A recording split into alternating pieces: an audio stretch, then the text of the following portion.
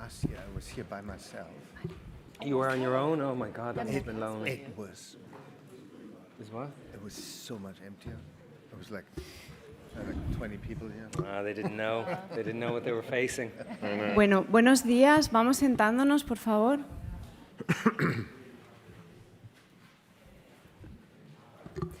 Buenos días. Vamos a presentar una de las películas que forman parte este año de la sección oficial del festival. Como sabéis, se trata de Ballad of a Small Player, que aquí tiene el título Maldita Suerte. Es la nueva película de Berger, que como sabéis el año pasado estuvo en el festival con Cónclave y nos hace muchísima ilusión volver a tenerle en la sección oficial este año.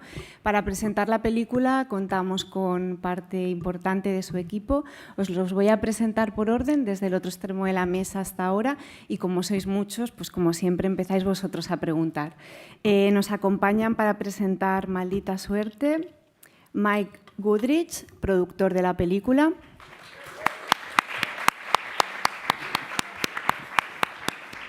Colin Farrell, protagonista masculino.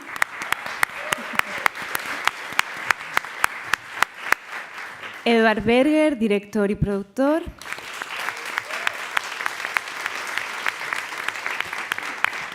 Y Fala Chen, protagonista femenina.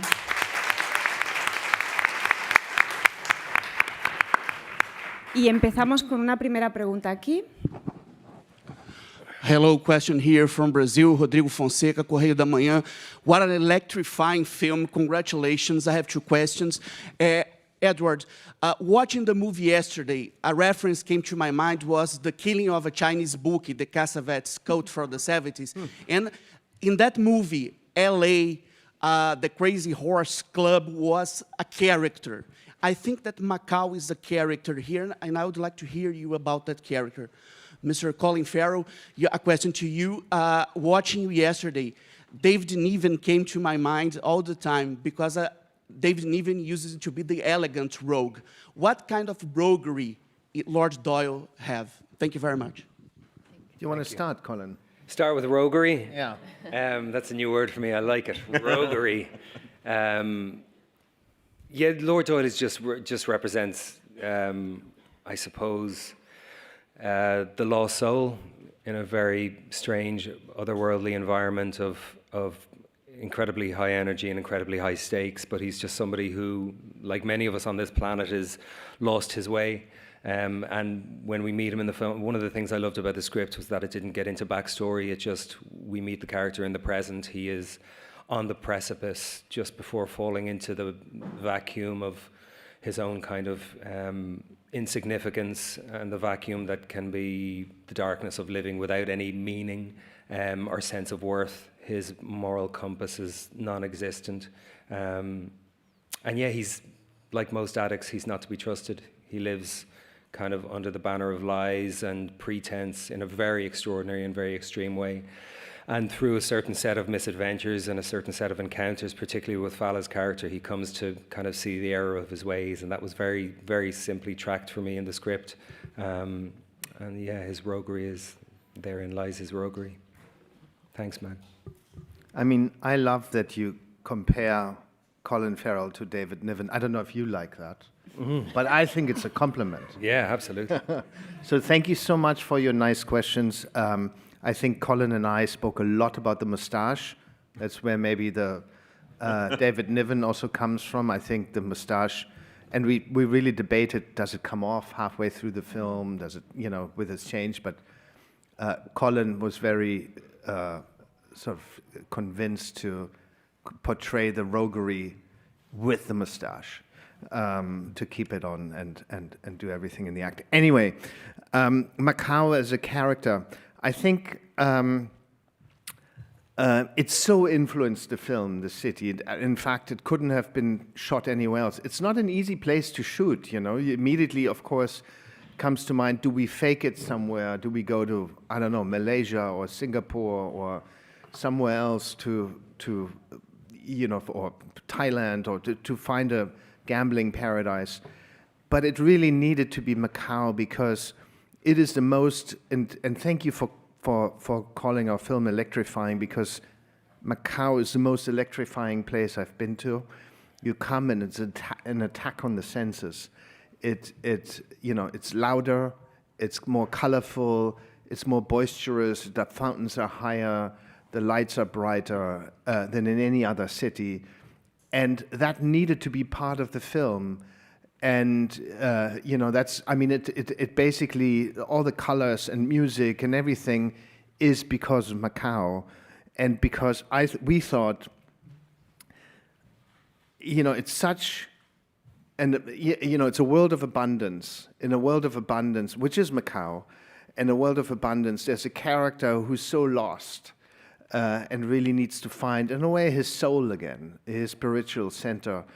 And so that contrast was, perfectly found in Macau. I think you can get lost very much in a world that is so full of things, full of choices. Thank you very much. Hay aquí delante otra pregunta. Hello, Karen Garrity from Ireland. And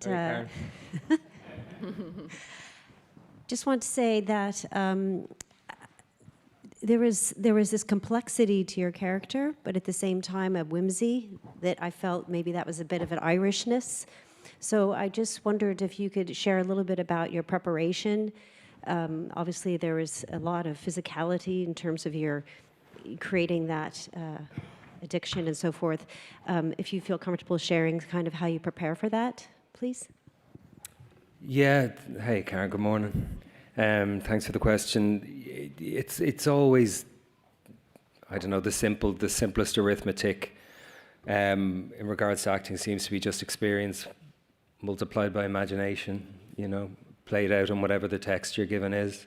And so, I mean, it's pretty well chronicled now, my history with addiction and stuff, but I don't think you have to be an addict to play an addict, and et cetera, and onward and onward. I found I just found his constant kind of internal push and pull to be a really lovely place to start. He's somebody who really, as I said, doesn't believe in his own worth, is very self-centered, kind of to the point of being despicable and not really caring, and using the vulnerability of Fala's character to better his own immediate circumstance. At least he sees a potential in her. He doesn't see someone, I think he sees a little bit somebody struggling like him. He refers to it in a scene between the two of them, but more than anything, the greatest sorrow about him as a man and him as a character is that he sees her and her struggle as an opportunity to kind of claim advantage in a moment and get himself out of a hole, get himself out of a jam, a predicament.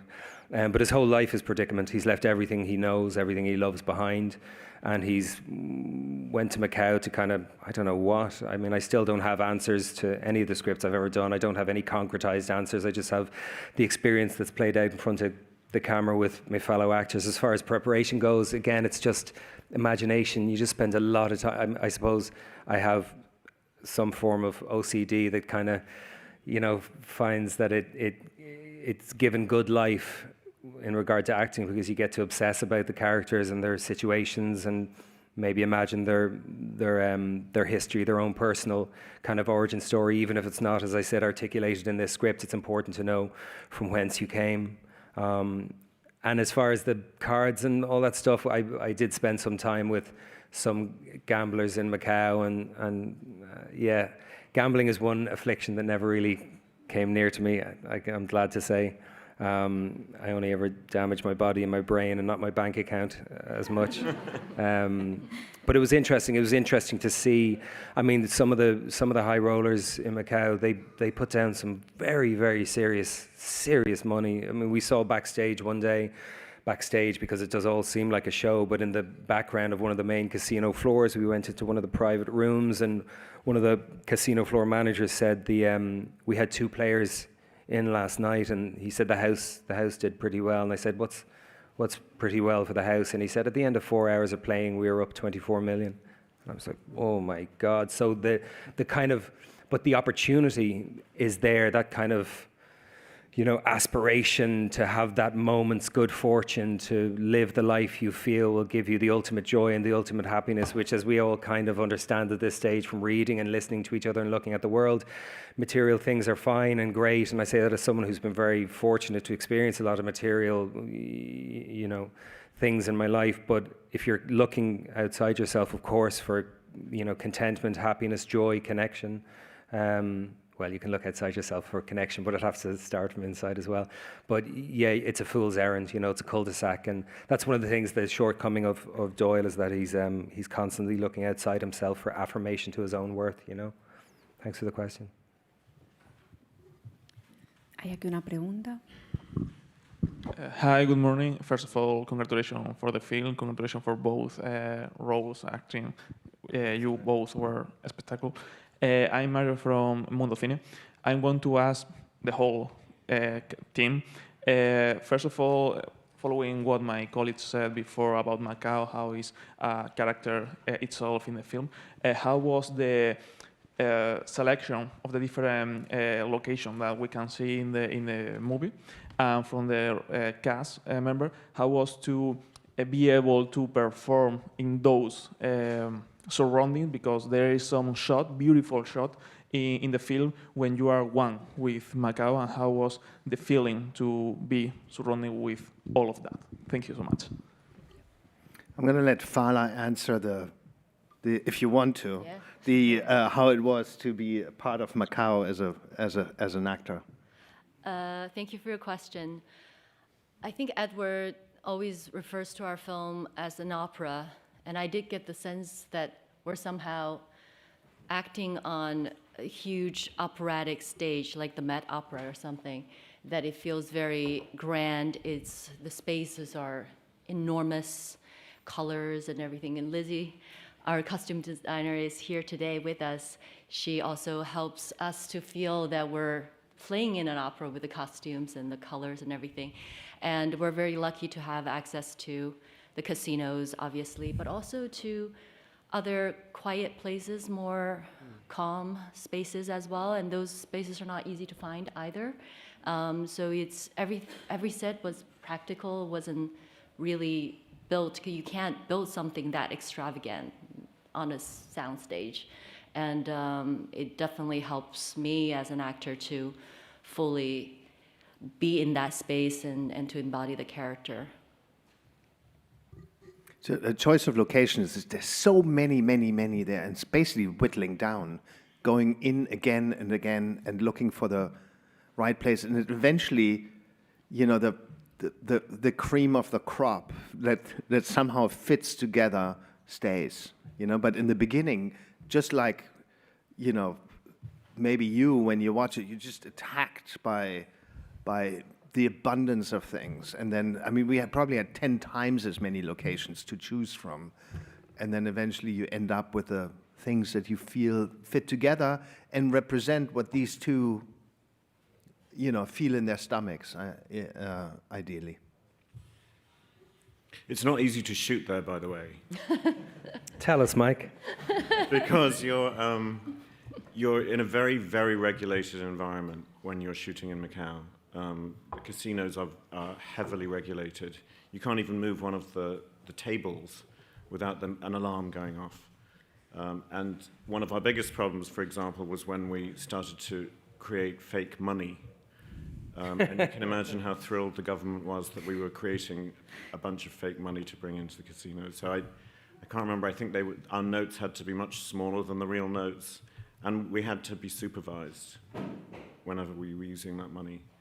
So there were many moments like that where we were kind of surprised by the level of scrutiny of what we were doing. Hay aquí una pregunta. Enhorabuena. Sí, quisiera preguntar al director sobre el casting, si tenía claro la elección de los personajes, de Colin como personaje principal, y a los actores aquí presentes, cómo ha sido la experiencia de trabajar con Edward. Gracias.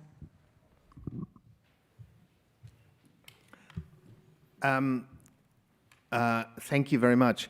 Well, Colin was very, very clear to me. Actually, in the book and the first drafts of the script, and I think maybe even the script that I sent to you first, the character was still an Englishman. Mm-hmm. He wasn't basically a regular Englishman pretending to be an aristocrat. But then I had you know, we were sort of on the road together at the same time. Colin had Banshees, and I had a movie called All Quiet, and we met once in a while, sort of backstage at these type of events or in the sauna in a hotel, and we started talking about this script, and I suddenly thought that, you know, an Irishman pretending to be an aristocratic Englishman is the ultimate irony, and I think that would be a great twist, a great reveal, and probably the English going in the beginning watching this film going, why is Colin Farrell playing one of us? And then suddenly realizing, oh, he's not actually, and being relieved. So I thought that would be interesting, you know, and Colin luckily thought too. So we just had conversations, and then I obviously was a big admirer of his work, and was very, very happy when he agreed to make the film. And so same with Fala. I'd seen Fala in many things, and I'd met her, and then we met for this film, and we just connected, and you did a beautiful sort of interpretation of the scene, and I felt she would get along with Colin and myself and Tilda and all the other actors in the film. And it's like building a family, you know, building an ensemble where you think, okay, I think they could feed off each other, they could give something to each other, and then you pray that it works, because none of us really know each other, you know. And then, but it's sort of about the meeting, and it's because it's all in the end. Also, because your question of how was it working with them, it was terrible, but no, it was not. It was wonderful, but it's a matter of trust, you know, matter of trusting each other, and you have to get to know each other, and that takes a little bit of time. You know, it probably takes the first few weeks of shooting to sort of slowly trust you and finding the role and finding the right interpretation of the role. And we just did that together. You know, we just did that together, and I think eventually we sort of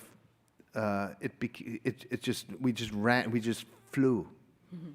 You know? Hay una pregunta aquí. Congratulations to all of you. Jill from BAFTA and Critics' Choice.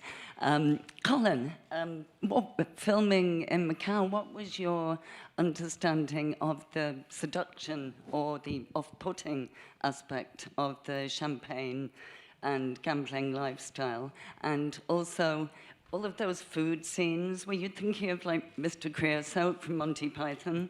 Yes, it's a Waffeltin. I loved Macau. I had an extraordinary time there. It's doing what we do, if you're lucky enough to do it, and joining these different troupes to bring these stories to life, becoming part of a crew, part of a cast, traveling the world, shooting in. I've shot everywhere from Svalbard, Archipelago, to New Orleans, to Montevideo, and this time was Macau, and then we did 8 weeks in Macau, I think 6 weeks of shooting, 2 weeks of prep, and then 2 weeks in Hong Kong. I'd never been to Hong Kong. I fell in love with Victoria Bay. But Macau is extraordinary, because as Fala was alluding to, it is, on the surface, you think of Macau, or certainly I did, and I thought of this gambling mecca of the East, and it's very much that, as Ed was saying. It's so extraordinarily loud and bright and filled with excitement. They literally dredged the sea floor between two former islands, one Taipa and Kalawan, and they dredged the sea floor, and they made what is now the Strip, the gambling Strip. But on the other two sides, the islands that pre-existed, modern Macau is a gambling mecca. Those two islands are very, very old and filled with culture and beautiful churches and really small little coffee shops at the end of winding roads. And I used to go to Kalawan at the weekends, which is the small fishing part of Macau, and I used to just sit there in a cafe that I found and get a bowl of noodles and a sardines and a coffee and sit with my script. I was in heaven. I loved it there. So I found it quite peaceful. We stayed on the Strip in the middle of the gambling zone, but at the weekends I would get out of there. People were incredibly welcoming. Tough to counterfeit cash, which was a problem. But you get over that. And And yeah, as far as the food goes, no, it was fine. That was fun to do that scene. Yeah, it was fun up until the third take, and then it got a bit old. But he was very gentle with me that day. He didn't do the amount of takes that he might usually explore. I think he was very kind of aware of the discomfort and the ever extended belly that was appearing in the bottom of the frame. No, I wanted some leftovers for me. Yeah, but it was all part of the gig. Thank you, love. Thanks for the question. Aquí hay una pregunta. No, la compañera de detrás primero. Gracias. Hello, Patricia Batjen, der Kultur. I think, Mr. Berger, this is the first time you have title design, if I recall. And how does this title design in the beginning and the end and the music by Volker Bertelmann relate to the ghost story? And maybe something about the dance at the end that no one should miss? Yes, the title design is, again, it's Macau. It's Macau that inspires you to go over, it's like to do an opera and to represent what the film should feel like, just colorful and full of life and full of expression and, embracing Western and Chinese culture and mixing it. And then also, if you stay for the end of the credits, it's kind of like Colin's character also. I mean, they start fairly regulated and they end up in a circle and completely, just like the character unravels, the credits start unraveling. So it just really came from this. It's mostly inspired. I always think this should be inspired to make you feel what Colin's character feels or what Fala characters feel. Ideally, everything should be in the movie. Should help you feel that. And in this case, it was also the colors or the title design, and the music is. I think we searched for a long time for the right tone in the film. We wanted it to be as operatic as possible, but also as tender as possible, and to as fragile as possible, and to have it unravel as Colin's character unravels, have the music unravel, and start to be distorted and start to be disjointed, and to then ultimately find peace in the final shot. And Volker and I, we've been working together for a long time, and I think the biggest danger of working together for a long time that you repeat yourself, that it becomes sort of a recognizable, well, this is how it works, and I'm absolutely bored by that. And so I love working with, because we always challenge each other and feel like, how do we make something different, and how do we, in this case, incorporate the ghost story into the music, and that's a long sort of process of searching. Trial and error and throwing things out and that don't work, and ultimately, when you chafe everything away, all the right songs remain in the film. And I think there was one more part to your question. Dance. The dance, yes, of course. The dance was,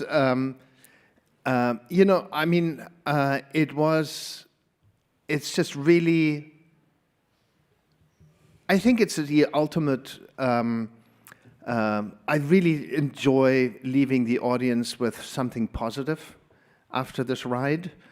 I really enjoy watching Colin transform and having Lord Doyle's character fall apart, but ultimately, to my interpretation, finding some sort of peace in the end, the beginning of a new life, throwing away something, the watch.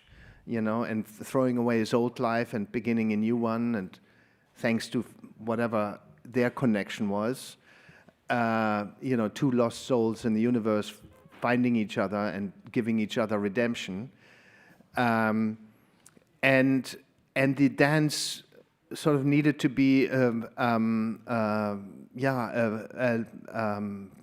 explosion of that, an explosion of joy for a new part of life.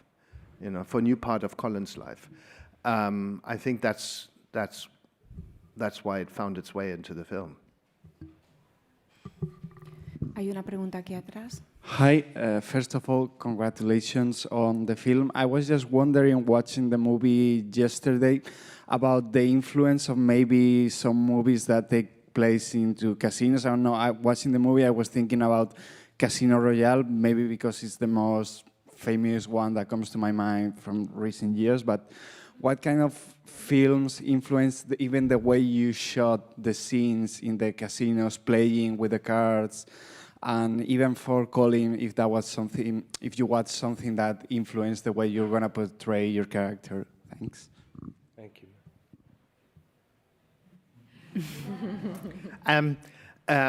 Well, I think the influence is mostly, God, I forgot already, but I think it's mostly Asian cinema, I would say. Johnny To's films, Hu Xiaoshen's films, Wong Kar-wai's films. I think I studied those a lot just because they know the environment and I wanted to get it, I wanted to learn from them. I think in terms of gambling, as far as I remember, in Casino Royale, the gambling doesn't even take that much space up in the film. It's mostly about wonderful car chases and drinking martinis.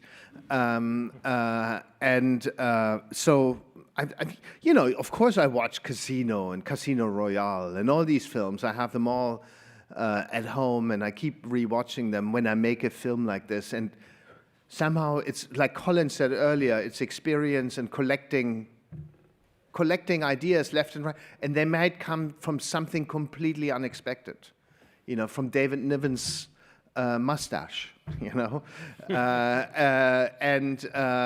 so you just collect a whole, as you make a film and as you, grow older or have this experience or, lose your parents or something, all that finds its way into your films, and part of that is gambling films. But I wouldn't say that I don't really think, to me it could be, I don't really think of it as a gambling movie. This might be weird. It's more of a, I find it much more important, that's the gift wrapping, that's the thing.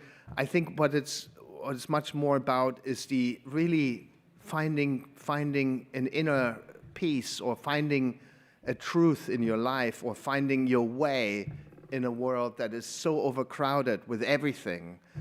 That to me, that element is much more important, and to get the characters right. It's to work with these wonderful people and shaving out that story rather than getting the gambling scenes right is a little bit more technical. I think it's like the action in an action movie. Yeah, I same what he said. And they're actually very painful to shoot. Huh? Which all the scenes, also there's a lot of intricate stuff, yeah. And sometimes as an actor I find, or even more importantly as an audience member, I find that too many inserts can be kind of didactic, and it can be leading my attention somewhere, or that I don't feel my attention needs to go towards, or I'm already getting enough information if you stay with the actors, and it can take me out of a scene too many. But with Edward, the way that he covered a lot of the gambling stuff, and indeed the first 5 minutes of Conclave, I found that there was a kind of a complete cinematic language to his use of inserts and his use of focusing attention, however briefly, on certain details and cutting from details to details.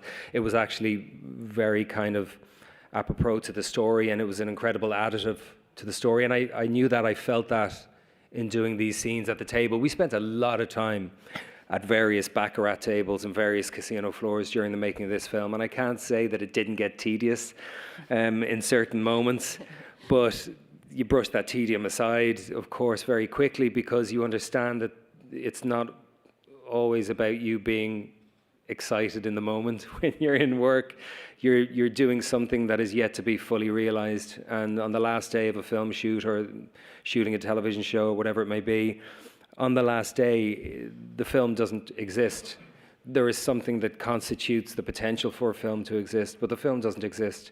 Just a bunch of images, a bunch of movements, a bunch of words, a bunch of experiences changed in front of a camera lens between people, but a film doesn't exist. And so I love Edward so much as a filmmaker and a storyteller, and I think he's extraordinary, that I just trusted completely in, because we were getting into some details, and some of the shots that were under the card, and he also has an extraordinary team of people, one of which is with us today, our costume designer, Lissy Crystal, but some of the camera operators as well, Danny Bishop, Phil Hardy, who was the focus puller. Edward has worked with these people before, so there was an incredible, even if I was finding the details and the capturing of them a little bit tedious sometimes, there was an incredible creative language that was going on between Edward and his co-collaborators. So it was still a joy to be around, yeah. Thanks, man. And it's really interesting to see when you shoot the card, and it is absolutely tedious. You know, it takes 45 minutes to get the camera there, and then all Colin has to do is basically that, you know, lift the card. But then it was wonderful to see. He always like put a little shiver of his.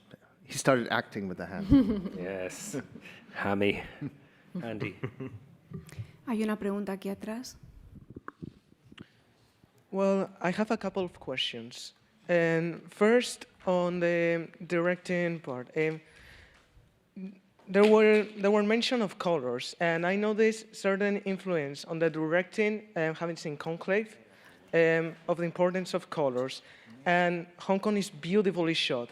And they asked you about Casino Royale, but I wanted to ask you about the influences, if you have any Asian influences, for example, Wong Kar-wai at the time of shooting Hong Kong. And for the actors, I have a question. If you came across with your characters, what would you say to them? I said earlier, I think the biggest influence on the film visually, but just as it has to do also with the colors of the place and the architecture and the people, were Wong Kar-wai, Johnny To, and Hu Shaoshen. I think they found the biggest influence. Fala, what would you say to your character? I would say she has no regrets, and I would ask her if she ever has regrets, because it seems like to me on the page, I'm still, to this day, after watching the film, like Colin said, the film doesn't really exist. The character's not complete until it's edited and everything is done, and I watch it and I have questions for her again. Does she have regrets? I would ask her that. God, I don't know what I'd say to my character. I'd probably avoid my character. I'd probably see him enter the room and just turn around and I'd bolt and get out of there. Yeah, I wouldn't trust him. I wouldn't. Yeah, I don't know. At the end, I'd ask him, was it worth it, I suppose, at the end. Depends on what stage of the character of the film I was meeting him at, I suppose. At the start, I'd ask him another round, Mr. Doyle, and at the end, I'd ask him, was it worth it? Hay una pregunta aquí. Hola, buenos días. Es increíble cómo arriesga Edward Berger película a película. Quería preguntar a Colin Farrell si la lección que nos da este cuento, con este presunto perdedor que supongo es un caballo ganador para el actor, es que la suerte en la vida hay que saberla ver.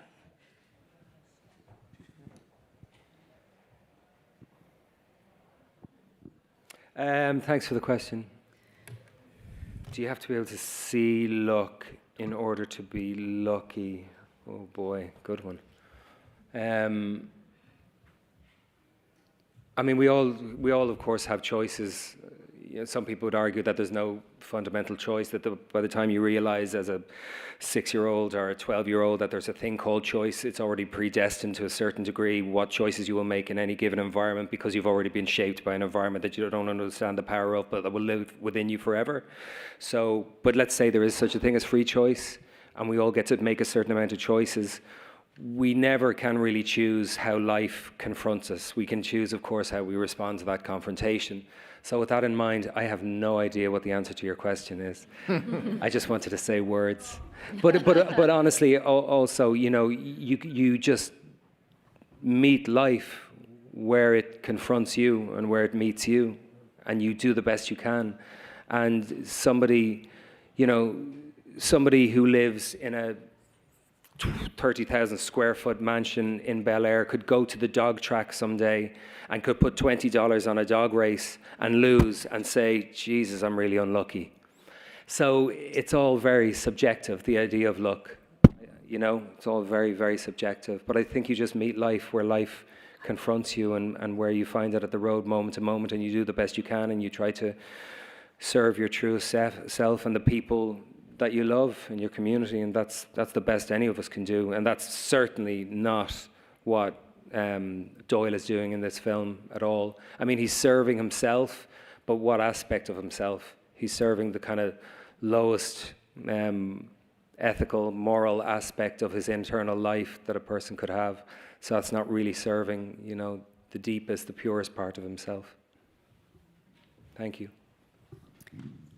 Vamos a hacer una última, porfa, intenta ser breve Pequeña. porque se tienen que ir ya. En español, así que para que se pongan los audífonos. Felicitaciones por su película. Y como usted dijo, es una película sobre la ludopatía, pero también es una película profundamente espiritual. Habla sobre fantasmas, sobre espíritus. Y quería saber cómo trató usted, director don Edward Berger, la parte espiritual, y a los actores preguntarles si ustedes creen en los fantasmas y qué tan importante es esa parte espiritual para ustedes como actores. Well, I mean, it is really a film about a spiritual awakening. It starts with a man who just feels probably utter emptiness in the beginning because of his utter loss of direction and loss of identity. You know, he's even changed his name, and he's even thrown away, hiding his Irishness. You know, he's running away from everything. And in the end, it's about a spiritual awakening. And it really affected me deeply. And I think the film changed me, you know, and I learned a lot about it. I also learned a lot from being in Macau and from understanding how the culture in China embraces ghost stories and embraces the thing, I mean, Fala, you tell maybe me in a second again, I mean, I had so many conversations about Naraka with people about basically heaven or hell, the 70, how many stages? 17 stages or 13? 18 stages of hell, you know, that you go through. So, and that really needed, and I have, you know, a very hard time believing in ghosts. But in China, you don't.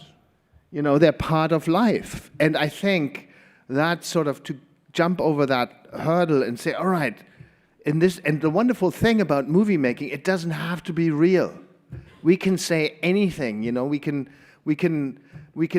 just make things up and say, this is the reality. And in that reality, as well as in China's reality or, you know, in our European reality, it's opposite. But we can choose the reality that we want to live in and then put all our confidence, all our faith into that reality.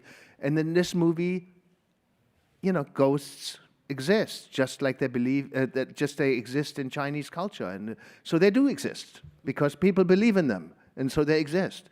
So that's what we put in the film. And it was very, very educational for me. It really, I think, it really, you know, it's a broadening of the horizon of understanding how other cultures, you know, have different beliefs and how they're, anyway, that's it.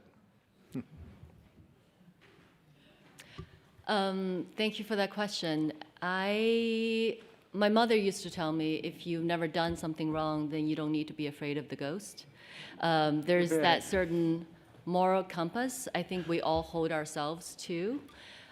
Despite all religions, I think, you know, Christianity and a lot of religions have this concept of heaven and hell, you know, how you do in your current life. But in our film, there are a lot of references to actually different types of religion in the Chinese background, whether that's Taoism or Buddhism. And I also learned a tongue because I'm not a naturally very religious person.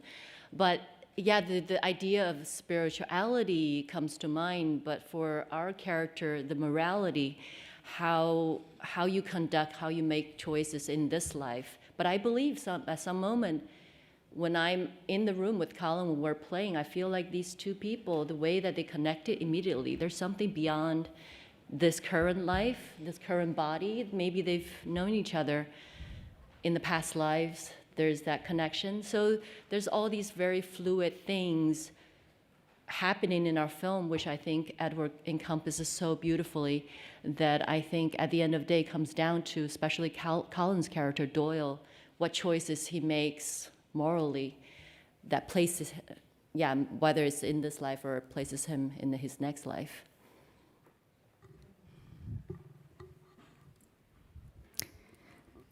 Oh, yeah. Yeah, there's not 18 stages of hell in Ireland. There's just one. There's just one. One big one. And the bad news is you're all going there. We're all going there. No, but I do believe in, I think the human mind is extraordinary, an organ as it is, as extraordinary as supercomputer as it is, I still think it's more limited than it is more able to access deep and kind of unknowing truths about the nature of life here, life elsewhere. So I believe in my ability to have an experience and to talk to you all and to hear you all and to have an amazing time with these three people and the crew members on this film and what that feels like, and it's filtered through my life and all that stuff. But I also believe that there's so many things that I can't see and I can't prove and that none of us can, that exist, and the exchange of energies, and whether that's some residual energy after the physical life expires or not, possibly. So I certainly would not disbelieve in the presence of ghosts. And I think it was something that was, charmed is way too shallow a word, but it was something that really deeply moved Riley/Doyle in this film, was the profound presence of faith in people's lives, and the scene where Dao Ming and Doyle have kind of an argument the second time they meet, and she takes him to a temple.